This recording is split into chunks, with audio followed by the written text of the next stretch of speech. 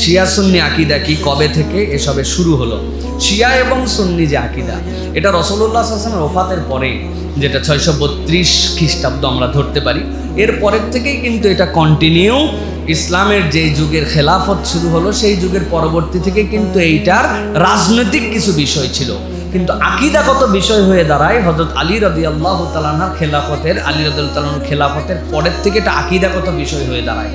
তারাও মনে করে, যারা শিয়া আছেন তারাও মনে করতেছেন আল্লাহ রাব্বুল আলামিন আল্লাহ, মুহাম্মদুর রাসূলুল্লাহ সাল্লাল্লাহু আলাইহি ওয়াসাল্লাম আল্লাহর নবী, কিন্তু এর পরে রাজনৈতিক কারণে তারা কতগুলা মতাদর্শে বিভক্ত হয়ে গেছেন, যেইগুলো আহলে সুন্নাত ওয়াল জামাত বা আমরা যারা সুন্নি বলি আমাদের সাথে একটা বিশাল ডিস্টেন্স তৈরি করেছে।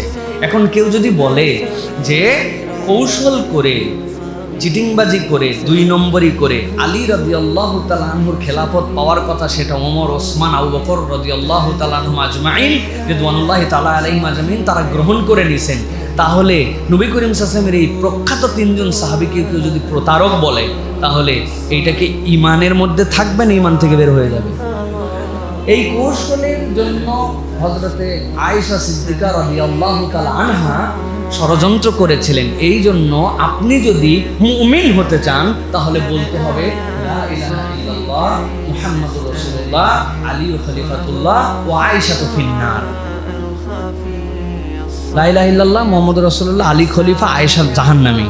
নাউজুবিল্লাহ বলবেন না, না, এটা না বললে আপনার ঈমান হবে না। এরকম অনেক কথাবার্তা শিয়াদের মধ্যে প্রচলিত আছে, তাদের মধ্যে অনেক গ্রুপ আছে, তারাও কিছু শুধরাইছে। ওই যে রাজনৈতিক মতভেদ আস্তে আস্তে পার্থক্য হতে হতে এখনকার এই অবস্থানে চলে আসছে। কালেমার দিক থেকে এক, কাবা মানার দিক থেকে এক, কিন্তু কাবার চত্বরে যেও সিজদা দেয় না। আপনি অবাক হয়ে যাবেন, এতটুকুটুকু হোসাইন রাদিয়াল্লাহু তাআলা কবরের মাটি অথবা ছোট্ট পাটি যেইটা আছে সাথে, অথবা একটা পলিথিন অথবা একটা টিস্যু, ওরা মনে করে খানায় কাবার আশপাশের এই চত্বর, এইটা যদি শিয়া অধ্যুষিত না হয় এই জায়গায় সিজদা করা জায়েজ না। এই জন্য ডাইরেক্ট সিজদা না দিয়া কপালের নিচে টিস্যু পেপার রেখে, কাপড় রেখে, পাগড়ি রেখে, টুপি রেখে ওর উপরে সিজদা দেয়। এটা যদি আকিদা হয় তাহলে এইটা তো আর কোনো আকিদার মধ্যে পড়ে না। এইভাবেই মূলত আস্তে আস্তে করে রাসূলুল্লাহ সাল্লাল্লাহু আলাইহি ওয়াসাল্লামের ওফাতের পরে খেলাফতের সময় থেকে এই শিয়া এবং সুন্নির বিভক্তিটা হয়েছে। আল্লাহ রাব্বুল আলামিন উভয়দেরকে বুঝার মতো তৌফিক দান করেন, আল্লাহ তাদেরকে হেদায়েত দান করেন। ভূমিকম্প কি আল্লাহর পক্ষ থেকে সতর্কবার্তা নাকি মানুষের করা পাপের কারণে? এখানে দুটো বিষয় আমাদের কাছে আছে। একটা আপনারা জানেন, গত পরশুদিন ভেনেজুয়েলাতে যে ভূমিকম্প হয়েছে, স্মরণকালের ভয়াবহ ভূমিকম্প, তার 2-3 দিন আগে ঢাকাতেও একটা ভূমিকম্প হয়েছে। আমি রাত্রের খাবার ওই সময় বসে খাচ্ছিলাম, আমি যে পরিমাণ ওই সময় যে শার্প ভূমিকম্পের যে শার্প মাত্রাটা বুঝতে পেরেছি, ভয় লেগে গেছে প্রিয় ভাইরা। এরকম ভেনেজুয়েলায় যে ঘটনা ঘটছে আপনারা দেখেছেন, 7.2 আর তারপরেরটা 7.5, এই আফটার শক দিয়ে পুরা ভেনেজুয়েলা শেষ হয়ে গেছে।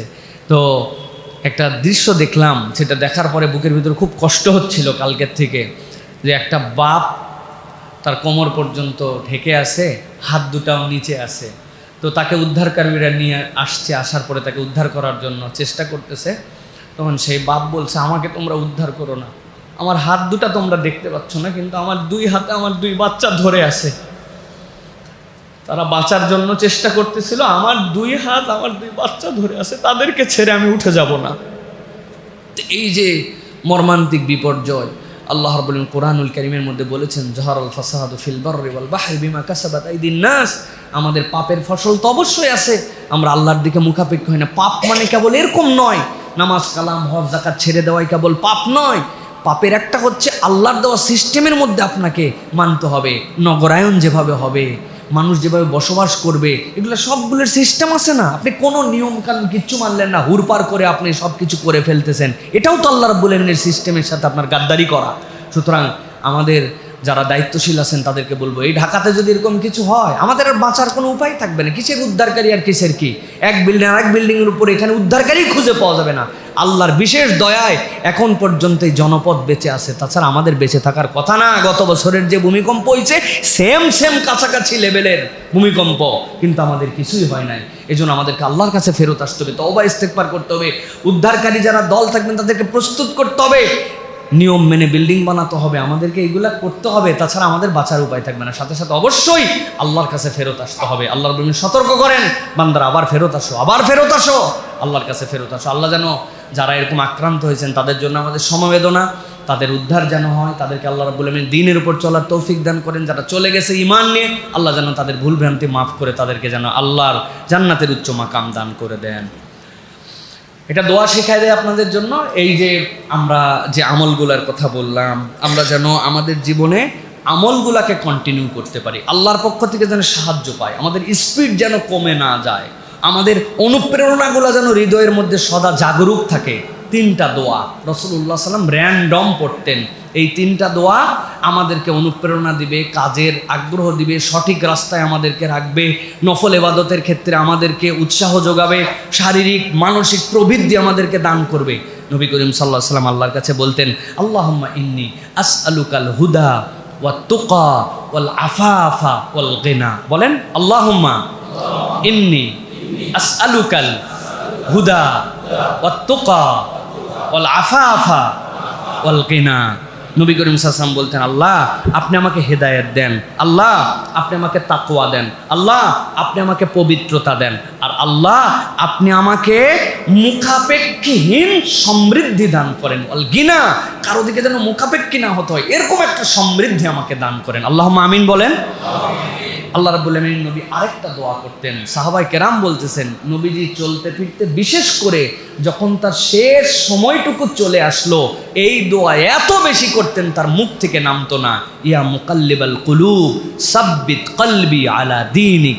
হে অন্তরের পরিবর্তনকারী রব, আপনি আমাকে দ্বীনের উপরে অটল অবিচল রাখেন, আমার পা যেন পিছলায় না যায়। ইয়া মুকাল্লিবাল কুলুব সাব্বিত কলবি আলা দীনিক। আল্লাহ আমার অন্তরকে আপনার দ্বীনের উপরে রাখেন। আল্লাহুম্মা আমিন। এটা বেশি বেশি বলবো আমরা। ইয়া মুকাল্লিবাল কুলুব সাব্বিত কলবি আলা দীনিক। অন্তরের মধ্যেই শয়তান ধোকা দেয়, বিপদটা ওই জায়গায় হয়ে যায়। 3 নম্বর যেটা, আল্লাহুম্মা আইন্নি আলা যিকরিকা ওয়া শুকরিকা ওয়া হুসনি ইবাদাতিক। সুবহানাল্লাহ, অনেক বিউটিফুল দোয়া। বলেন, আল্লাহুম্মা আইন্নি আলা যিকরিকা ওয়া শুকরিকা ওয়া হুসনি ইবাদাতিক। আল্লাহ আপনার জিকিরকারী বান্দা হতে চায়, শুকরকারী বান্দা হতে চায়। আল্লাহ ওয়া হুসনি ইবাদাতিক, সুন্দর ইবাদতকারী বান্দা হতে চায়, এই তৌফিকটা আমাকে দান করো। সুবহানাল্লাহ। পারবো না ইনশাআল্লাহ? জানা দোয়া, এইগুলা দোয়া আমরা বেশি বেশি করার চেষ্টা করব। আর দোয়া সিলাহুল মুমিন, এটা হচ্ছে মুমিনের জন্য ঢাল স্বরূপ। আল্লাহ রাব্বুল আমিন এর দ্বারা মুমিনকে শয়তানের ওয়াসওয়াসা থেকে, বিপদ আপদ থেকে আল্লাহ রাব্বুল আমিন রক্ষা করে দেন। আল্লাহ আমাদেরকে অধিক দোয়াকারী বান্দা হিসেবে কবুল করে নেন। মৃত ব্যক্তির ছবি অনলাইনে পোস্ট করলে কি গুনাহ হবে? কোনো প্রয়োজন ছাড়া কারো ছবি পোস্ট করা উত্তম নয়। এখন মৃত ব্যক্তির ছবি আপনি কেন পোস্ট করতেছেন, এটা একটা ফ্যাক্ট আছে। উনি মারা গেছেন, তার জানাজা হবে, অথবা তার জন্য দোয়া চেয়েছেন, কোনো একটা ছবি ছিল, এরকম করে যে আপনি পোস্ট দেন, এটা একটা মুবাহ, এটা না সওয়াব না গুনাহ। কিন্তু অলভারি কোনো প্রয়োজন ছাড়া মৃত ব্যক্তির এই ছবি আর পাবলিশ না করা আমাদের জন্য উত্তম হবে। এখন আপনার বাপ, আপনার কেউ একজন মারা গেছে, তার প্রতি আপনার একটা ফিলিংস আছে, আপনি এটাকে স্মরণ করছেন, ভিন্নভাবে জানাইছেন, এটা মুবাহ আমল, এটার সাথে সওয়াব বা গুনাহ এরকম কোনো কিছু সংশ্লিষ্টতা নাই। সুতরাং আমাদেরকে এটা নিজের বুঝের উপরে আমাদেরকে বাকি আমল করার চেষ্টা করতে হবে।